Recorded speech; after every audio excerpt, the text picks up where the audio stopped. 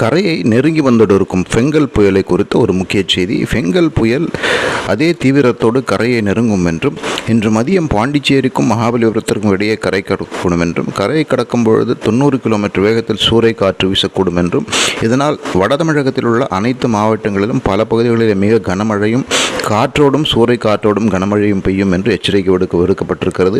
அநேகமாக சென்னை உள்ளிட்ட பிற மாவட்டங்களுக்கு, வட மாவட்டங்களுக்கு இன்று ரெட் அலர்ட் இருக்கும் என்று தெரிகிறது. ரெட் அலர்ட் என்றால் உத்தேசமாக பல இடங்களிலே ஒரே நாளிலே 30 சென்டிமீட்டர் மழை அளவுக்கு சாத்தியம் இருப்பது என்று தெரிந்து கொள்ள வேண்டும். இதனால் பொதுமக்கள் பாதுகாப்பாக இருக்க வேண்டும். வாகனங்களை எடுத்துக்கொண்டு வெளியே செல்வதை தவிர்க்க வேண்டும். மின்சார சம்பந்தப்பட்ட உபகரணங்களை பயன்படுத்தும் போது எச்சரிக்கையாக இருக்க வேண்டும். ஈரம் படிந்த மின்சார விஷயங்களை தொடக்கூடாது என்று எச்சரிக்கை விடுக்கப்பட்டிருக்கிறது. பல பகுதிகளில் இன்று வட தமிழ்நாட்டில் கனமழை பெய்யும். ஃபெங்கல் நெருங்குகிறது.